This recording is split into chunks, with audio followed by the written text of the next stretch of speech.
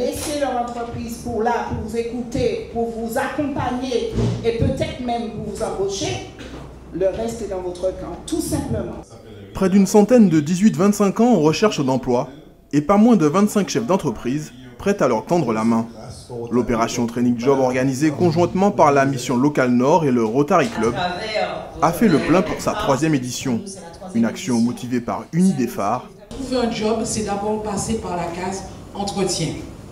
Et un entretien, c'est un jeu de séduction.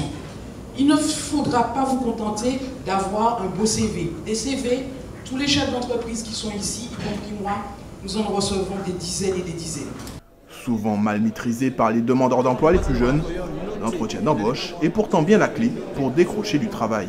On se bat pour que les jeunes Martiniquais puissent trouver des solutions, puissent s'investir, puissent devenir autonomes, puissent trouver des solutions en termes d'emploi, en termes d'insertion durable. C'est vraiment permettre aux jeunes de se valoriser, de présenter leurs compétences et de voir qu'est-ce qui, dans un entretien, leur est favorable ou pas. Et sortir de cela des petites choses qu'ils vont pouvoir utiliser, des astuces qu'ils vont pouvoir mettre en œuvre lors des entretiens, parce que souvent, certains se présentent aux entretiens, mais ils n'ont pas la chance d'être retenus. Et j'espère que cette manifestation leur permettra de comprendre pourquoi ils ne sont pas retenus. Voilà donc nos jeunes mis en situation. Bonjour. C'est vous. Avec dans le rôle des recruteurs, de véritables chefs d'entreprise et responsables de ressources humaines. Posture, langage verbal et non verbal, CV, tout est passé au crible par les recruteurs. Comme moi je reçois ton CV, entre ton CV et le CV de quelqu'un qui est soignante, je vais choisir l'aide-soignante. C'est bien les stages, mais ça n'est pas suffisant. Vient ensuite le temps du débriefing avec les conseillers référents.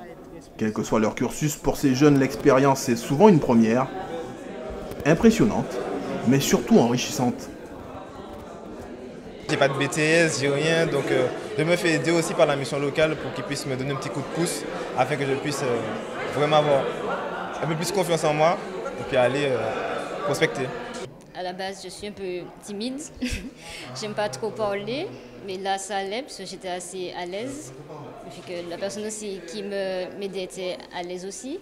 Donc je pense que ça peut m'aider à moins stresser pour le jour où ça va vraiment m'arriver. Ils m'ont montré comment éviter de trop ressentir l'impact du stress lorsque je me présente, lorsque je parle de mes passions, lorsque je montre ma passion. Donc ça a été très utile pour moi, je trouve.